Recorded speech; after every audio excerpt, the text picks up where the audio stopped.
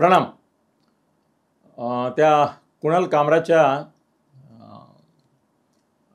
गाण्याच्या संदर्भामध्ये विडंबन गीत म्हणा, विटंबना गीत म्हणा, जे काय आहे त्याच्या संदर्भात पहिल्यांदा मला कळलं तर गेली 50-55 वर्ष मी अनेक मोठमोठ्या लोकांचा मीडिया सांभाळण्याचं संधी मला मिळाली.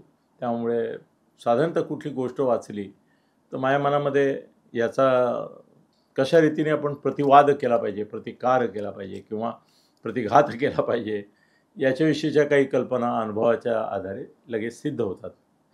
जर तो माणूस माझा मित्र असेल किंवा संबंध असेल कुठे त्याचा माझा कधी आलेला आणि असं वाटत असेल की या प्रकारची टीका किंवा चेष्टा टवाळी अमुक तमुक जे काय होत आहे त्या संदर्भात त्यांनी ही भूमिका घेतली तर याच्यामधली हवा निघून जाईल.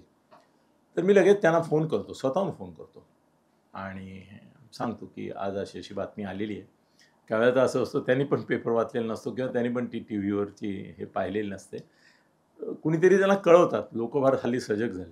त्या माणसाच्या आधी इतर जे बघतात ते लगेच मी फोन करतो तर लोक त्यांना कळवतात की असं असं आलं आहे. ते क्लिप पण पाठवतात. आता माझ्या विरुद्ध जे कोणी व्हिडिओ करतात त्यातलं कुणाचंच मी काही बघत नाही. पण मला लोक पाठवतात, हा तुमच्या विरुद्ध आला आहे, याला उत्तर द्या. मी त्यांना कळवतो अशा याला मी उत्तर देत नाही. Whatever it is. एकनाथजींना तो व्हिडिओचा विषय कळल्यानंतर त्यांची पहिली प्रतिक्रिया मला माहिती आहे. याचं कारण मी बोललो त्यांच्याशी. म्हटलं असं असं हे झालेलं आहे. काय दुर्लक्ष करायचं. तुमचा मित्र नाही का रोज सकाळी 9 वाजता भोंगा वाजवतो आमच्या नावाने, कधी आपण त्याला उत्तर देतो? मी नाही देत कधी त्याला उत्तर देणं म्हणजे त्याला महत्त्व देणं असं आहे. म्हणजे त्याचा काहीतरी आपल्यावर इफेक्ट झाला असं दाखवणं आहे. दखलच नाही घ्यायची. आपण चाललोय त्या मार्गावर आपला विश्वास आहे. मी कोट करतोय ना त्यांना ऑफिशियली ऑन द रेकॉर्ड मी कोट करतोय. आपण चांगल्या मार्गावर चाललोय, आपण योग्य प्रकारे काम करतोय, आपण लोकांकरता काम करतोय, लोकांना तर पसंत येत आहे. आपल्याला कोणाची पर्वा करायची? आपल्याला लोकांची पर्वा करायची. त्यांची मतं कलुषित प्रदूषित करणाऱ्या लोकांनी काहीही म्हटलं तरी आपल्या वागण्या बोलण्यामुळे ते लोकांमध्ये टिकत नाही. एक दिवस सेन्सेशन होतं, चॅनलवाल्यांचा TRP वाढतो, पुढे काय होत नाही त्याचं. त्यामुळे दुर्लक्ष करावं असं माझं मत आहे. अत्यंत म्हटलं योग्य भूमिका तुम्ही घेतलेली आहे. Just neglect. माझ्या आजवरच्या स्ट्रॅटेजीनुसार माझी पहिली याच्याबाबतची प्रतिक्रिया आणि तुमच्याशी विचारविनिमय करण्याचं सूत्र हेच आहे की better to ignore, just ignore. कुणी विचारलं मुद्दाम खवचटपणे, कारण चॅनलवाल्यांना सगळ्यांना ते असतं ना, तर विचारलं तुम्ही काही बघितलं नाही किंवा मला त्याबद्दल काही कुणी बोललं नाही, पण असेल प्रत्येकाला. उलट म्हटलं तुम्हीच अभिव्यक्ती स्वातंत्र्याची गोष्ट करा की ठीक आहे प्रत्येकाला अभिव्यक्ती स्वातंत्र्य आहे. कुणी सकाळी भोंगा वाजवतात, कुणी संध्याकाळी पोंगा वाजवतात. मी कुठे कोणाकोणाला उत्तर देत बसतो आणि का देऊ? असा जर प्रश्न मला विचारला किंवा अशी टीका झाली तर त्याची लायकी त्या माणसाची आणि त्या मुद्द्याची असेल तर मी उत्तर देतो, नाही तर मी दुर्लक्ष करतो. मला असं वाटतं तुम्ही याच्यावर आणखीन बोलण्याची पण गरज नाही. हा दुर्लक्ष करण्यासारखा विषय आहे. आपण एक सोडून देऊ त्याच्याला. साधारण अशा स्वरूपाचं पहिलं विधान त्यांचं आलं पण होतं. आता काय होतं माहिती ते सूर्यापेक्षा वाळू गरम तसं होतं. तुम्ही सूर्यात फिरू शकता पण तापलेल्या वाळूवरून चालू नाही शकत. कार्यकर्ते भयंकर आग्रही असतात, दुराग्रही असतात काही वेळेला. त्यांना असं वाटतं आमच्या साहेबांचं म्हणजे आणि त्यांना असं वाटतं की यामुळे आपण जर काहीतरी रिॲक्शन दिली, जोरदार काही राडा केला तर साहेब आपल्यावर खुश होतील. आणि आपल्याकडे अशी उदाहरणं झालेली आहेत ना. शरद पवारांना ज्यांनी दिल्लीमध्ये थोबाडीत मारली त्याला आपचं तिकीट मिळालं हो आमदारकीचं. तो आमदार झाला. त्याला खासदारकीचं पण तिकीट मिळालं. कशा करता? काय क्वालिफिकेशन काय त्याचं? काही नाही. त्यांनी फक्त एवढ्या महनीय अशा एका वंदनीय महाराष्ट्रासाठी अशा शरद पवारांना थोबाडीत मारली. याच्याकरता विमान पळवलं एकाने काय इंदिरा गांधींच्या याच्या निषेधार्थ, अटकेच्या निषेधार्थ. पांडे काहीतरी नाव, आमच्या मित्राचा मित्र आहे तो आला होता इथे झेड सिक्युरिटी वगैरे घेऊन. सगळी भेटलो होतो मी त्याला म्हटलं काय क्वालिफिकेशनवर तुला म्हटलं तिकीट दिलं काँग्रेसने आणि तेही खासदारकीचं? मैंने प्लेन हे किया था ना, हायजॅक. आपल्याकडे त्यामुळे कार्यकर्त्यांना असं वाटतं की आपण कुठेतरी काहीतरी त्याच्याकरता केलं असं दाखवलं. मार खाल्ला तरी किंवा मार दिला तरी, तर मार खाल्ला तरी माणूस कसा मोठा होतो याचं माझा दुसरा मित्र अभिजित पानसे उदाहरण आहे. तो झी TV ला निदर्शनं करायला गेला त्याला काय असं त्यांना कल्पनाच नव्हती की असं काही प्रतिकार होईल वगैरे वगैरे. नेहमीच्या स्टाईलमध्ये मनसे स्टाईलमध्ये गेला तो. त्यावेळेला तो ह्याच्यात होता शिवसेनेमध्ये. त्या स्टाईलने गेला. ते जीवाले आहेत. त्यांनी एवढे पोलीस आणून ठेवले होते ते आणि त्या पोलिसांना पैसे दिलेले असणार. त्यांनी जे चोपला याला हॉस्पिटलमध्ये नेऊन टाकायला लागला अभिजित पानसेला. पण त्यावेळेला मी अभिजित पानसेला भेटायला गेलो त्यावेळेला मी सांगितलं की तू आजपासून साधा अभिजित पानसे राहिला नाही, तू नेता झालास आता. म्हटलं एवढा मार खाल्लायस तू, याची भरपाई तुला मिळणार. त्याप्रमाणे त्याला पुढे तिकीट मिळालं, मनसेत तो मोठा नेता झाला. आताही तो ठाणे जिल्ह्याचा काहीतरी प्रमुख वगैरे झालाय मला वाटतं काहीतरी. तर ते मार खाल्ल्यामुळे किंवा मार दिल्यामुळे सुद्धा मोठी झालेली माणसं आहेत की तुमच्याकरता आम्ही मारलं वगैरे वगैरे. अरे त्यांचे शाल घेऊन सत्कार करतात उद्धव. बाळासाहेबांनी पण केलेले आहेत याच्यावर. मातोश्रीवर सत्कार होतात. काय केलं त्यांनी? शाई फासली, मारलं, हे केलं. तर त्यामुळे नेत्यांना आपण असं करतो दांगा त्याचा फायदा होतो किंवा आवडतं त्यांना, असं एक सेमच आहे. तो तेवढ्यापुरतं वापरणं असतं होते. नेते नंतर त्यांच्याबद्दल काय बोलतात ते त्या बिचाऱ्यांना कळत नाही, ते आम्हाला कळतं ना, व्हॉट एव्हर इट इज. पण एकनाथ शिंदेची भूमिका ही अत्यंत मुत्सद्दीपणाची होती आणि ती फडणवीसांच्या स्टाईलची होती. फडणवीसांकडून काही गुण जे एकनाथ शिंदे यांनी घेतलेले आहेत त्याच्यावर आपण बोलण्यासारखं आहे की एकनाथ शिंदे फडणवीसांना सुद्धा गुरु मानून काय काय त्यांच्याकडून शिकतायत हे बघण्यासारखं आहे. करूया आपण व्हिडिओ एक दिवस. पण निग्लेक्ट, दुर्लक्ष करा, दखलच घेऊ नका, ही त्यांची पॉलिसी होती. पण त्यांच्या लोकांनी ऐकलं नाही. त्यांनी प्रतिक्रिया द्यायला सुरुवात केली परस्पर. शिंदे साहेबांनी एकेकाला सांगितलं, जे महत्त्वाचे लोक होते त्यांना, काही करू नका, दुर्लक्ष करा. सकाळची बातमी जर त्याच्यावर प्रतिक्रिया नाही आल्या तर संध्याकाळी मरून जाते, ही पण मरून जाईल.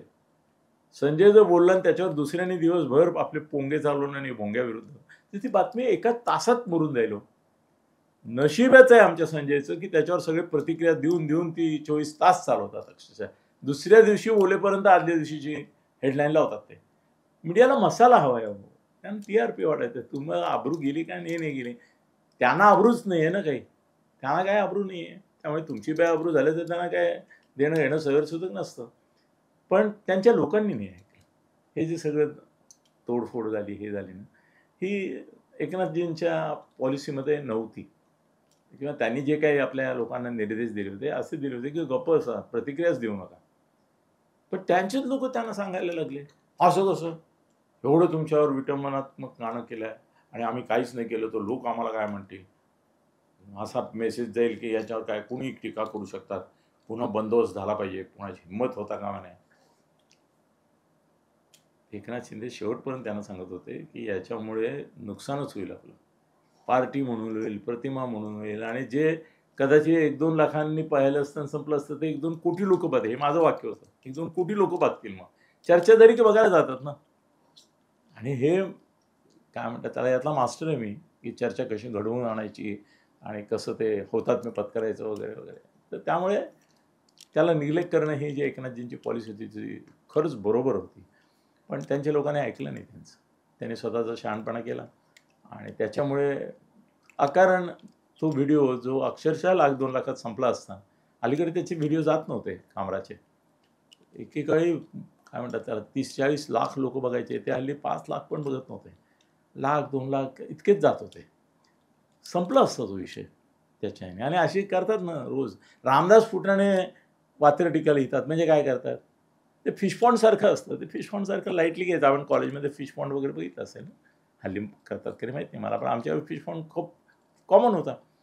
तर ते विसरून जायचं असतं अशी टीका. चारोळी म्हणून रामदास फुटाण्यावर कधी कुणी हल्ला केला आहे का? नाही केला. आमचा मिलिंद बल्लाळ पण रोज चारोळ्या टाकतो. आमचा शिवनेरचा वाबळे, तो पण नरेंद्र वाबळे, तो पण टाकतो. मग झोमरारे असतात, ते हसून सोडून द्यायचे असतात. एकनाथजींनी सोडून दिलेला हा विषय त्यांच्या कार्यकर्त्यांनी उगाच वाढवला आणि त्याच्या प्रतिक्रिया त्यांनी दिलेल्या त्या योग्य नव्हत्या. त्यामुळे आता झालं आहे असं की गुन्हेगार आहे खरं म्हणजे कामरा, त्यांनी विटंबना करणारं गाव वेलीला. बदनाम कोण होत आहेत? एकनाथजी.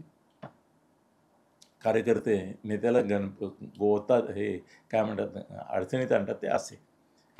एनिवे, हा विषय दुसरा विषय आला की पहिला विषय मागे पडतो. हो, कालच्या दिवसात मी बघितलं TVवर, त्या संतोष देशमुखच्या मर्डरचा उल्लेख नाही, मनोज जरांगेचा उल्लेख नाही, तो बोक्याचा एकदा फक्त उल्लेख आला कुठेतरी, आणि बाकी सगळे मुद्दे मागे पडले होते ना. अगदी सगळे सगळे मुद्दे मार्गी पडले होते. आता हा मुद्दा एक 48 तास चालण्याचीच त्याचा जीव होता. माझ्या मते उद्यापर्यंत तो संपेल. तो कामरा जाईल, एक स्टेटमेंट देईल, पोलीस त्याला कागदोपत्री अटक करेल, न्यायालय लगेच जामीन देईल.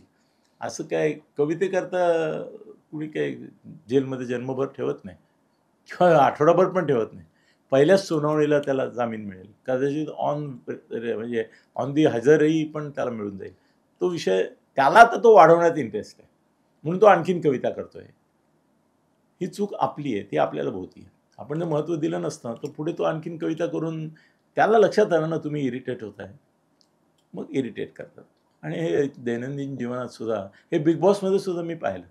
तुम्ही जर शांत राहिलात, तुम्ही रिॲक्ट केलं नाही, तर लोकं मग तुम्हाला छेड काढत नाही. पण आता तिथे बिग बॉसची आज्ञा असते अशी, की तुम्ही भांडलंच पाहिजे. बिग बॉस तुम्हाला कन्फेशन रूममध्ये घेतो तेव्हा अरे तुम्ही काय शांतपणे काय बसले?